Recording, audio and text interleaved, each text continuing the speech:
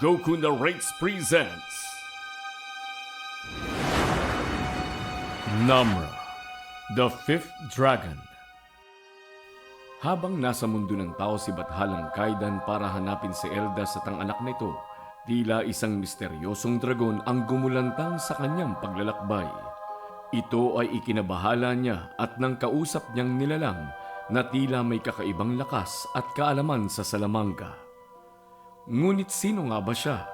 At may koneksyon nga kaya siya sa dambuhalang dragon na nagpakita sa kanila? Episode 6: Ang Misteryosong Dragon. Sa Sumunea. Lester, halika at mag-usap tayo. Mukhang makakasundo kita. Sa totoo lang, ayoko kay Damascus. Dahil kumbaga sa mundo ng mga mortal, marites. Marites? Paumanhin, binata. Ngunit di namin mawari ang salita na iyong winika. Anak, nasa Sumunea tayo. Hindi nila maiintindihan ang salita ng mga mortal. Ama, naaayon na sa sibilisasyon ng panahon ng Sumunea. Kaya nga nakakaintindi sila ng wikang Ingles. Marites kasi si Damascus, kaya nakakairita. Pinagbintangan pa ako. Patawarin mo na ako, Lester. Hindi ko naman sinasadyang pakikialam sa buhay mo. Oo na, hindi naman ako masamang tao. Pero sana itigil mo na ang pagiging marites sa akin. Alam mong masama yan. At habang nag-uusap sila at pinapaliwanag ni Lester ang ibig sabihin ng winika niya, nagkasundo na rin si Lester at Damascus.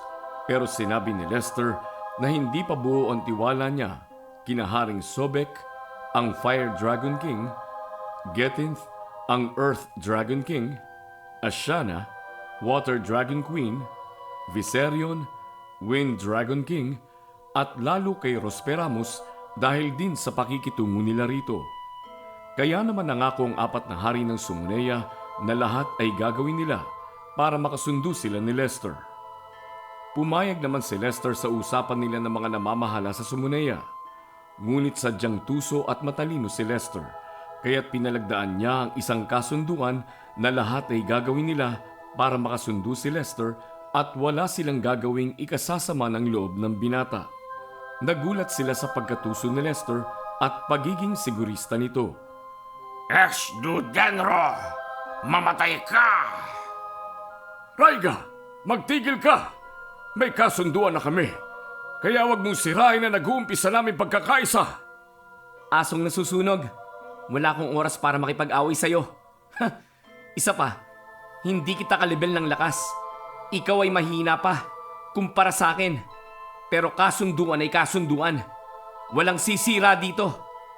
Dahil, nabasa naman ng amo mo kung anong kapalitang kukunin ng kasunduan na yan. Sa oras na sumira sila rito. Hindi nagkakamali ang binata, Raiga. Kaya kung maaari ba, bilang reyna ng Sumunea, tumigil ka na. Katakataka, bakit tila sumugod si Raiga rito at galit kay Lester? Sobek, ano at nagkakaganyan si Raiga? Hindi rin alam ni Sobek kung bakit, pero may suspecha siyang iisang nilalang lang ang makakagalit kay Raiga, si Rosperamus. Kaya kinausap niya si Lester para magkaunawaan sila ni Raiga. Pero muli, nagtangka na sugurin ni Raiga si Lester kaya nilabas ni Lester si Pinolo, ang Golden Dragon. Si Pinolo, ang Golden Dragon, ay ang pinakamatibay na dragon sa lahat ng dragon dahil ang taglay nitong baluti ay walang kasing tibay at ni kapangyarihan ng mga bathala ay di ito kayang wasakin. Kaya naman nagulat sila sa bagong pinakita ni Lester na kakayahan niya. Mamatay ka! Tumigil ka! Penolo, lumabas ka!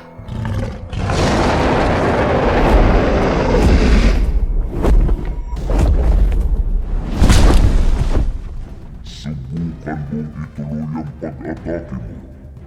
Sisiguruhin kong ito na ang huli mong araw sa mundo ng buhay.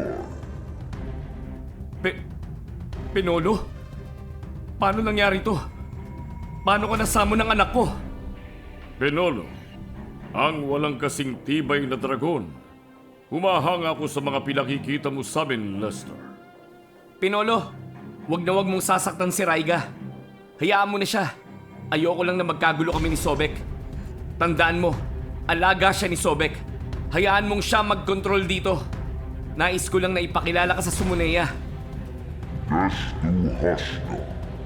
Salamat. Ngunit nasisiguro kung may matinding dahilan si Raiga kung bakit ito nag-iinit sa galit sa'yo. Ang totoo niyan, may mandilin lang na magpapanggap na siyang binata. Kaya gusto kong siguruhin na siya nga ang tunay na Lester. Pero kung siyang mandilin lang, dapat na siyang mawala. Wisnuva! Pasaway! At bakit mo naman naisip na ako ang Funwaita o ang hambog na si Rosperamus? Isang infantry o manlilinlang na dragon si Rosperamus. Pero Raiga, hindi mo rin ako maloloko. Akala mo ba isa akong rendure o tanga? Nakakalimot ka yata. Ako ang anak ng Bathala. At bukod doon, ako ang kauna-unahang hindi sinumpa ni Namra. Pero, ito ang suwitar. Ayoko sa lahat ang mga Funwaita o hambog na infantry na manlilindang na tulad mo. Golden Slash! Paano mo na lamang hindi ako si Raiga? Pinapahanga mo ko, binata. At nagbagong anyo si Rosperamus, ang Dark Dragon King. Rosperamus, kinulang ka yata sa kaalaman ng kasaysayan ng mga sama ng Sumuneya. At tila wala kang kaalam-alam tungkol sa mga sama nila. Isa kang rendure. Tanga! Kung inaakala mong madali mo kung malilin lang at mapapaslang, diyan ka nagkakamali. Dahil ikaw ay naamoy ko na agad. Sa lahat ng ayoko, I am infantry o manlilin lang. Esno Denuro, mamatay ka! Desu! Pinolo, hindi mo dapat pag-aksayahan ang oras ang tulad ni Rosperamus na walang silbi dahil ang sarili niya ang papatay sa kanya. Isang Funwaita, hambog na hari. Yang kahangalan mo ang tatapos sa'yo. Bueno, nanalo ka ngayon. Pero sa susunod, sisiguruhin kong ako ang magwawagi. Desu! Dahil nanalo ko, kukunin ko ang premyo ko. Alam mo kung anong gusto ko, Rosperamus? Ang trono mo! Nagulat ang lahat sa sinabi ni Lester. Mapapayag kaya niyang bumaba sa trono si Rosperamus? Sa mundo ng mortal, Nakita mo ba ang dambuhalang dragon na yon? Nakita ko nga, pero wala akong pakialam. Dahil kung maghahasik siya ng lagim sa mundo ng mga tao, ikagagalak ko. Mukhang hindi na magandang usapang ito. Ako ba'y iyong pinaglalaroan? Gayon mo lang nalaman? Bathalang kay hina ng utak. Hervo Desu Julio! Ngayon, tayo'y magkakasubukan manlilinlang na dragon! Ako ba? Isinilang ako para kalabanin ka. At patutunayan ko sa Dragonoya, Sumuneya, at Munea na ako lang ang nakakatalo sa mga bathala na tulad mo. at natahimik si Kaidan at napaisip na ang Dragonoya ay napakalayo sa Sumuneya at ang Munea ay ang mundo ng mga makapangyarihang bathala, pero bakit tila kay lakas ng loob ng taong dragon na ito na manghamak? Yan ang nasa isip ni Kaidan at bigla siyang inatake ng misteryosong dragon. Habang sila ay naglalaban, lumabas muli ang dambuhalang dragon at tumigil ito sa harapan ni Kaidan at ng misteryosong taong dragon na kaharap niya at binugahan sila ng asul na apoy na may halong mga matatalas na butil ng metal. Sinubukan ng misteryosong taong dragon na labanan ng dambuhalang dragon pero hindi tumalab ang kapangyarihan o sandata niya rito. Habang sinusubukan ng misteryosong taong dragon na kalabanin ng dambuhalang dragon, inalam ni Kaidan kung sino ang dambuhalang dragon at laking gulat niya nang malaman kung sino ang dambuhalang dragon.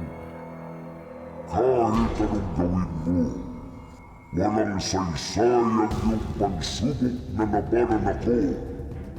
Ako ang may-ari ng kalawakan at kasama sa ating pinangangalagaan ay ang mundo ng mga tao.